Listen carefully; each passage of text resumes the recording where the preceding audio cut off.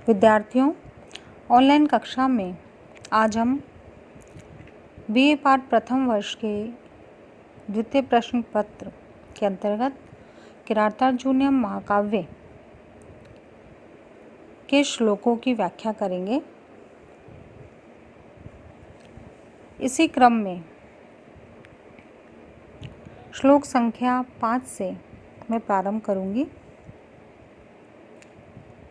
स किम सखा साधु न शास्ति यो दीपम हितात न यह संशृणुते स किम प्रभु सदानुकूलेषु हि कुर्वते रतिम नृपेषु अमात्येषु च सर्वसंपदः। वनेचर इस प्रकार से युधिष्ठिर से कह रहा है, जो स्वामी को उचित उपदेश नहीं देता वह बुरा मित्र है, और जो स्वामी हितैषी से हित की बात नहीं सुनता वह बुरा स्वामी है। क्योंकि संपूर्ण समृद्धियाँ राजाओं और मंत्रियों के परस्पर अनुकूल होने पर ही अनुराग करती है। अर्थात महाकवि भारवी इस प्रकार से कह रहे हैं कि राजा और मंत्री को परस्पर मिलकर कार्य करने चाहिए, तभी राज्य का विकास और राजा को यश प्राप्त होता है। जो मंत्री अपने स्वामी को समय समय पर उचित परामर्श प्रदान नहीं करता वह कुत्सित मंत्री होता है, बुरा मंत्री होता है। और साथ ही जो राजा अपने हितकारक मंत्री के उचित परामर्श को स्वीकार नहीं करता और अपनी मनमानी ही करता है वह बुरा स्वामी और बुरा राजा होता है। विद्यार्थियों, निश्चय ही राजा और मंत्रियों के परस्पर अनुकूल होने पर ही समस्त संपत्तियां राज्य में निवास करती हैं। इसलिए वनेचर ये कह रहा है कि मेरा कर्तव्य है कि मैं महाराज युधिष्ठिर आपसे यथार्थ वचन ही कहूँ, और आपका यह कर्तव्य है कि आप उसे सावधानी से शांतिपूर्वक सुने।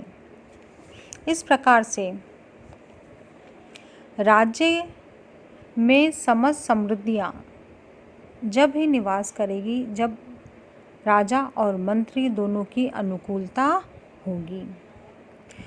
इस प्रकार से यहाँ महाकवि भारवी ने राजनीतिक विषयक गूढ़ ज्ञान प्रदान किया है।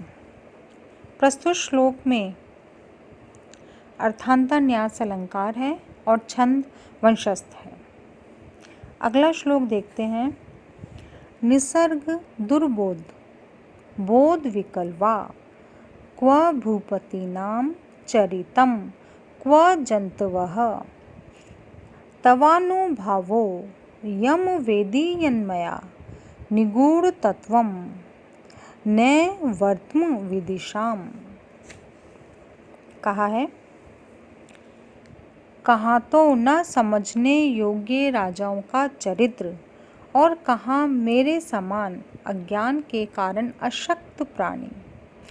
यह सब होने पर भी जो मैंने आपको शत्रुओं के गूढ़ तत्व वाले नीति मार्ग को जान लिया है, यह सब आपका ही प्रभाव है। प्रस्तुत श्लोक में महाकवि भारवी ने वनेचर के मुख से ये श्लोक कहलवाया है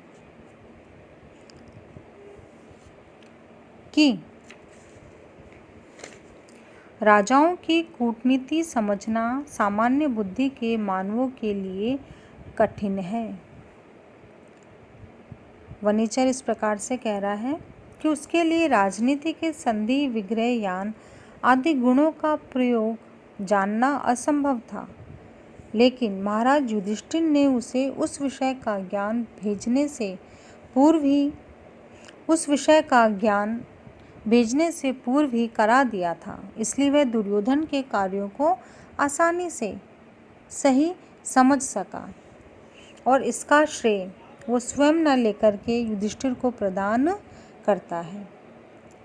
और इस प्रकार से कहता है कि दुर्योधन जैसे नीति कुशल एवं कपटपूर्ण व्यवहार करने वाले शत्रु का जो नीति मार्ग मैंने जाना है, यह सब आपकी कृपा का ही फल है।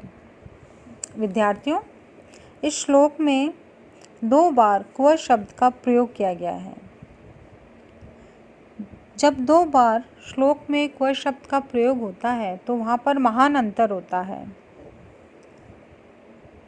कहाँ तो स्वभाव से दुर्बोध यानी कठिन न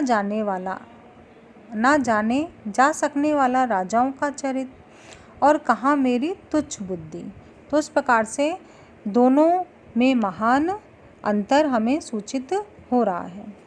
इसी प्रकार से महाकवि कालिदास ने भी अपने काव्य रघुवंश में इस प्रकार से प्रथम सर्ग में कहा है कि क्व सूर्य प्रभवो वंशः क्व चाल्प विषया मतिः। कुमार संभव के 5वें सर्ग में भी कहा है तपः क्व वत्से क्व च तावकम वपुः। तो इस प्रकार से 2 बार क्व शब्द का प्रयोग होना महान अंतर को सूचित करता है। छंद वंशस्थ ही है। अगले श्लोक की तरफ हम चलते हैं। विशंकमानो भवतः पराभवम् नृपासनस्थोऽपि वनाधिवासिनः दुरोदरत् छदं जितां समीहते नयेन जेतुं जगतीं सुयोधनः। कहा है कि राज सिंहासन पर बैठा हुआ दुर्योधन वन में निवास करने वाले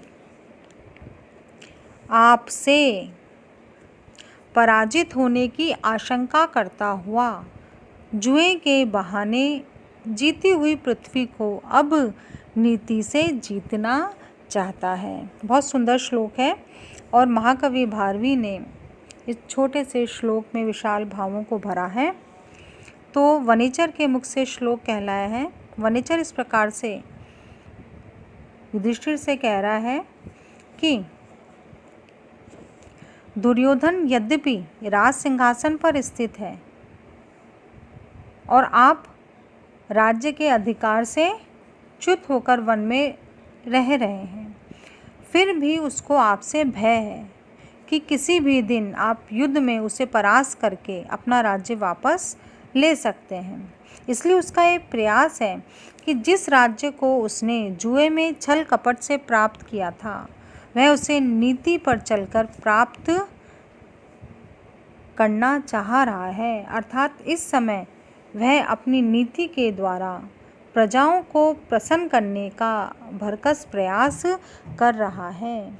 इस प्रकार न्यायपूर्ण शासन भी सौजन्य के कारण नहीं है, अपितु स्वार्थ सिद्धि के लिए है। इस प्रकार से वनेचर ने युधिष्ठिर से यह वचन कहा। यहाँ पर चूँकि शासन का कारण जो है वो नीति से जीतना है, इसलिए यहाँ काव्यलिंग अलंकार है। छंद वंशस्थ ही है। अगला श्लोक महाकवि भारवी ने कहा है तथापि जिम्ह सह भवत जिगीषया तनोति शुभ्रम गुण संपदा यशः समुन्नयन भूतिम नारे संगमाद वरम विरोधोपि समम महात्म भीह। अर्थात वह आशंकित रहता हुआ भी दुर्योधन आपसे आगे बढ़ जाने की इच्छा से गुण से श्वेत यश का विस्तार कर रहा है। ऐश्वर्य को बढ़ाते हुए मनुष्य के लिए दुर्जनों की संगति की अपेक्षा महात्माओं के साथ विरोध करना भी अच्छा है। इस प्रकार से वनेचर ने युधिष्ठिर से कहा। अर्थात विद्यार्थियों, यद्यपि दुष्ट दुर्योधन आपसे सदैव आशंकित रहता है तथा वह कुटिल भी है, यह सब होते हुए भी वह अपनी धूर्तता को छिपाता हुआ सबके सामने दया, उदारता आदि महान गुणों को प्रकट करके आपसे भी अपना गुणों में अधिकता, गुणों में उत्कर्ष दिखाना चाह रहा है। इस प्रकार आपकी स्पर्धा में उसकी निंदा नहीं होती, अपितु इससे उसके यश का विस्तार हो रहा है, उसका यश निरंतर फैलता जा रहा है, क्योंकि दुर्जनों की मित्रता की अपेक्षा सज्जनों से विरोध करना भी अच्छा होता है। विद्यार्थियों, यहाँ महाकवि भारवी ने सूक्ति कही है, समुन्नयन भूतिम नारे संगमात वरम विरोधोपि समम महात्म भी। अर्थात कि दुर्जनों की मित्रता की अपेक्षा सज्जनों से विरोध भी फलदायी, लाभकारी होता है।